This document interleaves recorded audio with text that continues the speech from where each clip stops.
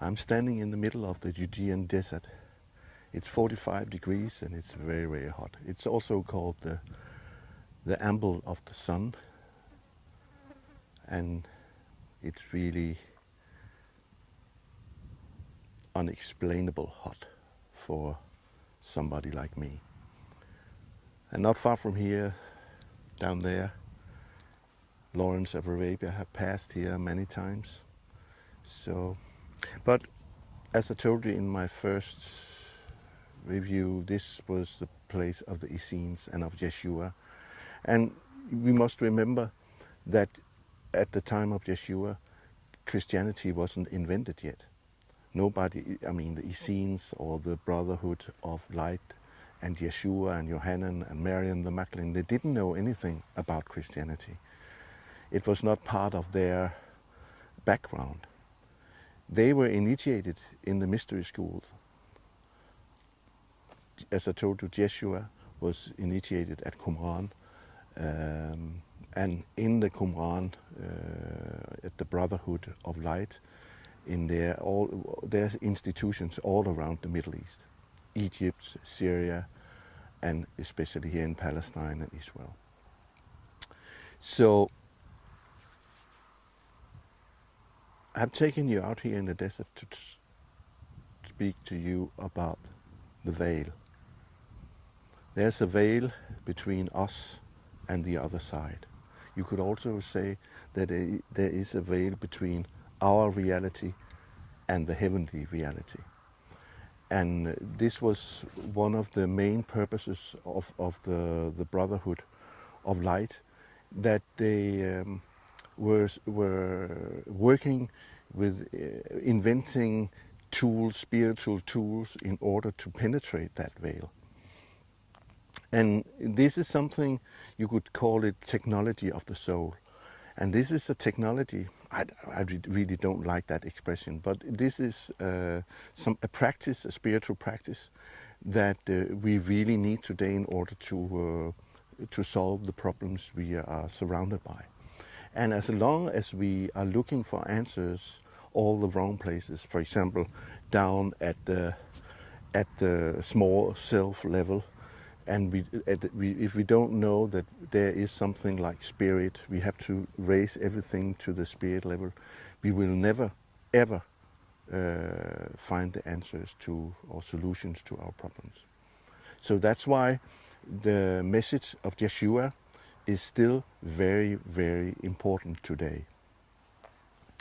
So it all comes down to if we can accept that we are first and foremost spirit.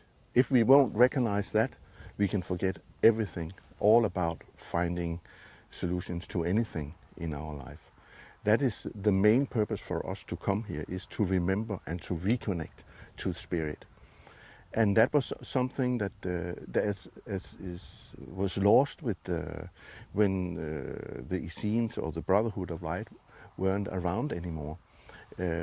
It disappeared, the knowledge disappeared with them. And you should remember that the Brotherhood, their main purpose was to clear the way or prepare the way for the coming Messiah. And a lot of scholars have been thinking and been doing a lot of thinking about what happened to the Essenes or the Brotherhood of Light after that Yeshua came. I mean, remember, when they found Yeshua and recognized him as their Messiah and their teacher of righteousness, their work was over. So they just followed him. They became his disciples and they became teachers in his movement. And remember, this is not a kind of church or something. A lot have been written about the church in Jerusalem, that Jacob, or James as it said in English, was the brother of the master, was led by Jacob. But it was not a church as we would recognize it in a classical sense. It was a movement that was set up in order to free people. Just remember, they were organizing workshops for ordinary people who could not read or write or anything. They took everything out of the mystery school and placed it on a tray for common people. And in many ways, that became the inspiration for what Christianity is today. And despite that all this knowledge is almost lost, some of it survived in the Catholic Church and especially in the Orthodox churches. So we can still find the knowledge there, and some of the practices and ceremonies are still to be found there. But if we want to go deeper into that, what I call the technology of the soul, we have to look elsewhere. And if you remember that I told you before that the Brotherhood of Light were masters of metaphor, which means that they knew that everything had to be interpreted again and again. And for example, when they found Yeshua, the Messiah, in Bethlehem, that was, Bethlehem means the city of bread, the city of bread. So there is a metaphor for that, of course, because Yeshua was the bread of life. So in that way, everything counts. And I mean, this is just scratching the surface, because there's so much more I could tell you about it. Remember, at the university at Qumran, they had scrolls on each and every letter. Scrolls only about one letter on all 22 letters in the Aramaic and Hebrew alphabet. And that plays a very, very important part in their wisdom and knowledge. The veil. How to penetrate the veil. If I use another metaphor, maybe you will understand a little bit of what I'm trying to tell you. When Yeshua was crucified, at the exact moment when he gave himself over to Spirit, something happened in the temple in Jerusalem. The veil that was covering the Holy of the Holiest was split in two, and the Holy of the Holiest was exposed to everyone, for everyone to see. What was that all about? The Holy of the Holiest. When we can read about in the Old Testament about the Jews carrying the tabernacle with the ark through the desert. You should remember that you and I and everybody else are carrying the ark, or a little bit of the ark, with us every day, from the minute that we incarnate on this planet till the day we leave. It is the secret chamber of the heart. That's the Holy of the Holiest. And this is something that we have to understand, that there is a veil covering, so we can live a whole life without ever knowing that everything that we were looking for was right there in front of us or inside of us. So what we really have to learn is to open up to that reality. And what does it mean to open or to ask?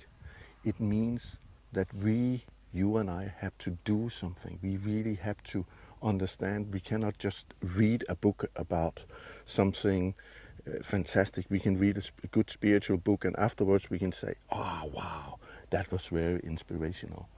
We have to actually take the instructions and try to practice them in our own everyday life.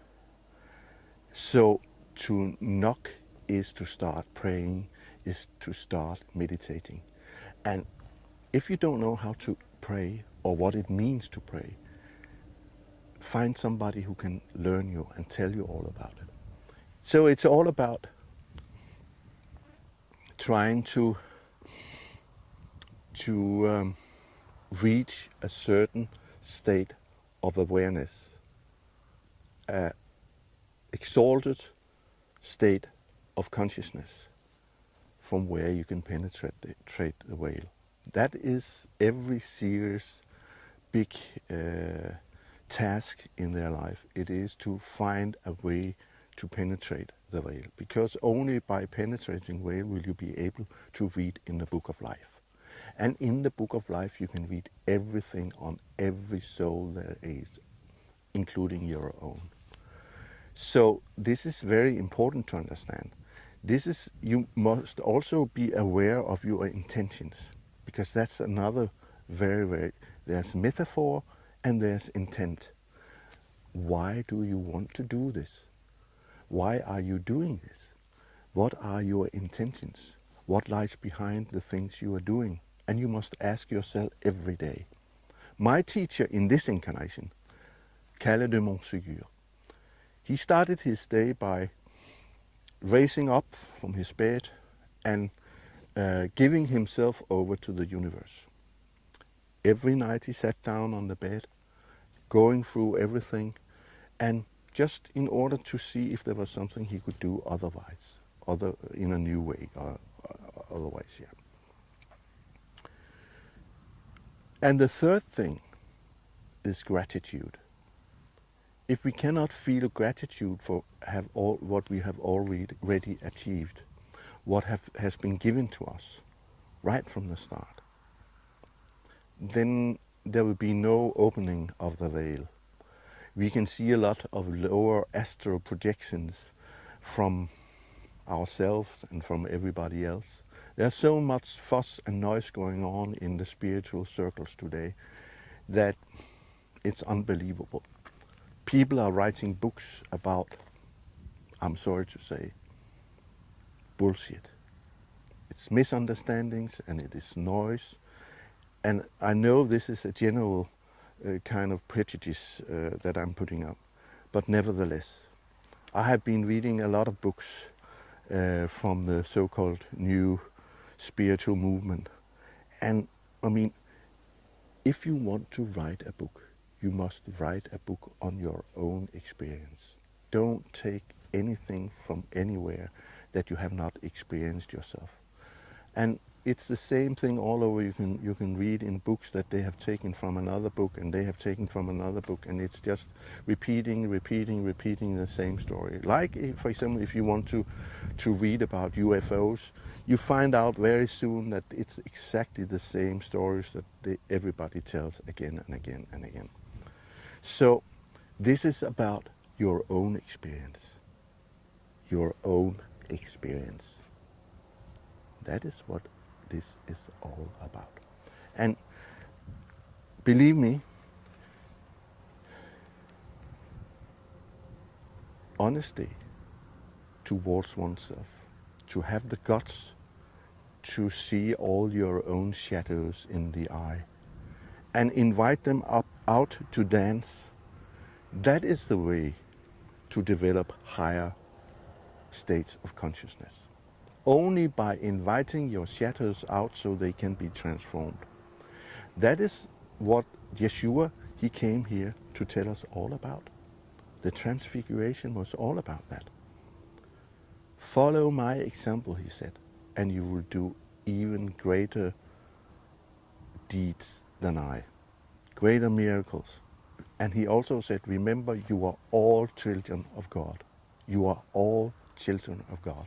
I'm not the only one, but I was the first one, the first soul here. I was Adam. Adam means blood and earth. And the combination of blood and earth is man. So that is on the material plane. But the most important thing was that he also, first and foremost, was spirit.